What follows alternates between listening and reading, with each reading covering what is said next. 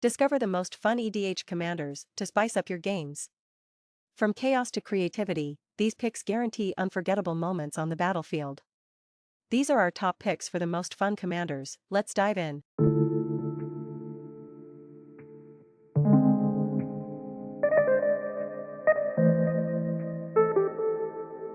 Welcome back to Commander Compass.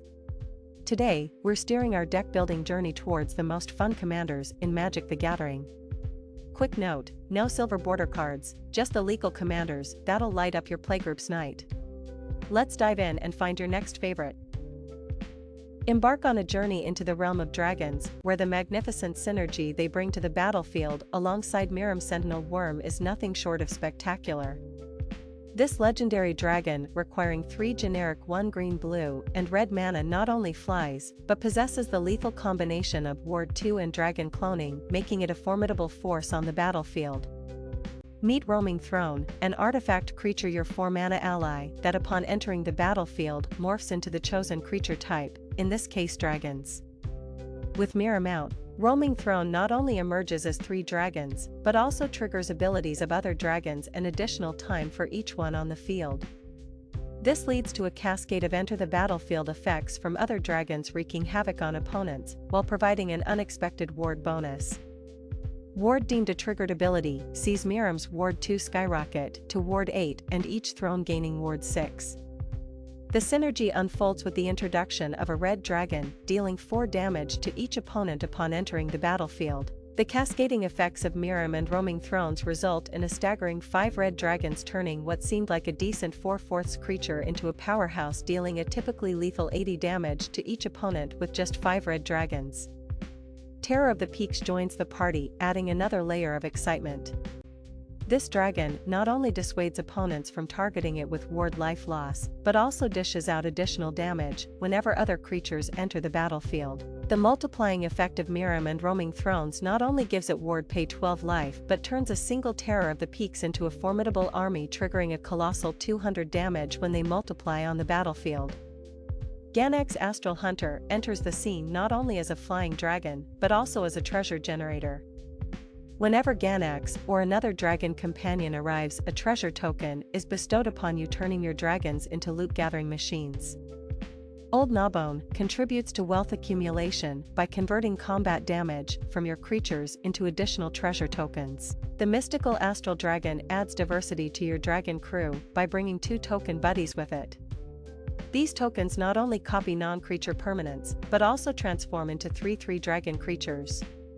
Miirym and Astral Dragon collaborate to create a trio of dragons for the price of a single spell, ensuring your dragon squad is versatile and ready for any challenge. Don't overlook the importance of spark doubles and flicker effects in this dragon extravaganza. These cards synergize seamlessly with Miirym, enhancing the overall chaos and strategic depth of the deck. In a nutshell, playing with Miirym is like being the master of ceremonies at a dragon rave. The kind of fun that keeps you coming back for more, because who doesn't want a front row seat to the most entertaining dragon show in the multiverse? Now, let's chat about Blim, comedic genius, the commander with a knack for turning magic into a comedy club. This legendary imp comes with an entrance fee of 2, black and red. It's a 4/3 flying act that steals the spotlight on the battlefield. The punchline? When Blim scores a hit and deals combat damage to a player, that lucky person gets control of something you hold dear. And just for kicks, everyone loses life and dumps cards based on what they've got but don't own. It's like turning the game into a laugh-out-loud improv session. But Blim isn't a solo performer, it's got a crew of supporting cards that crank up the fun factor. Captive Audience makes an entrance with 5, black and a red. You get to pick an opponent, and this enchantment gives them 3 wild options at the start of your upkeep. Choose between lowering your life to 4, tossing your hand away, or gifting everyone a handful of 2 half-zombie pals. It's like a choose-your-own comedy adventure. Say hello to Bizarre Trader, the goblin who's all about the barter system. Tap it, and suddenly you're in the middle of an artifact, creature, and land exchange extravaganza. Your opponents won't know what hit them. Contested Game Ball joins the party for a mere 2 colorless mana.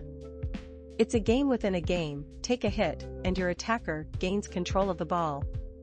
Then, draw cards, earn points, and if it hits 5, boom, a treasure token lands in your lap.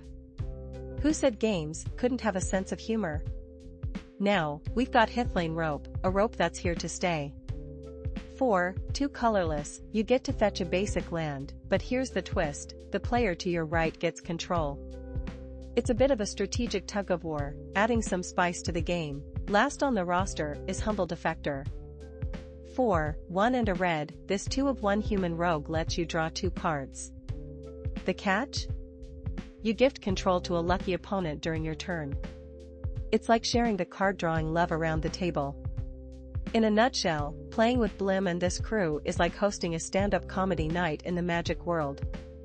It's unpredictable, full of laughs, and guaranteed to leave your opponents scratching their heads. So, grab your front row seat, shuffle up that deck, and get ready for the most entertaining Magic show you've ever seen.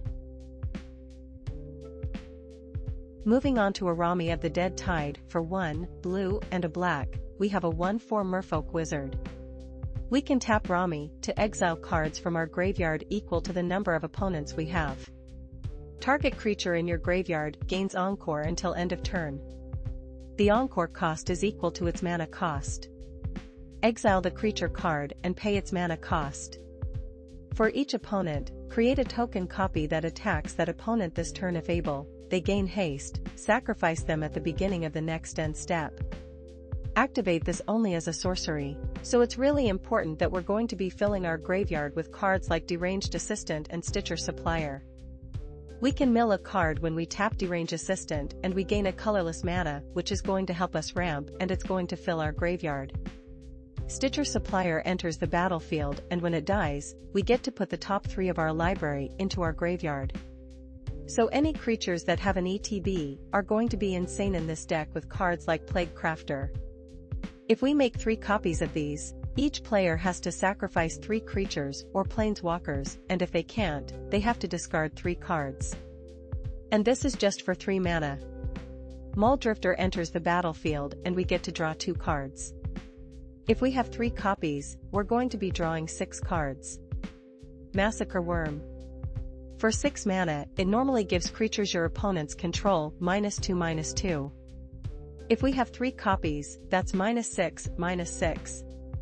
And if their creatures happen to die, they're losing 6 life for each creature. That is super mean. We have Sepulchral Primordial for 5 and 2 black. For 7 mana, I want to enter the battlefield. We can grab a creature from our opponent's graveyard and normally it's just 1 creature. If we have 3 copies, we're grabbing 3 creatures from each opponent's graveyard. Now that is value.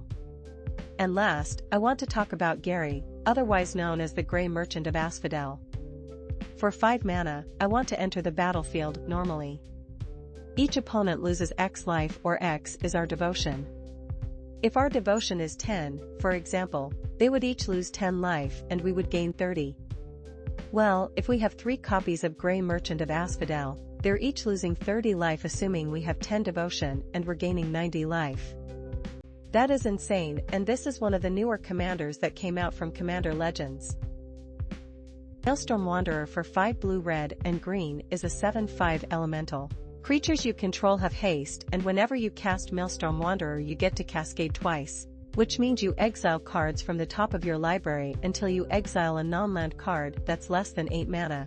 So it has to be 7 mana or less so we can cast it without paying its mana cost, and we're going to put the exiled cards on the bottom of our library in a random order and then do it again.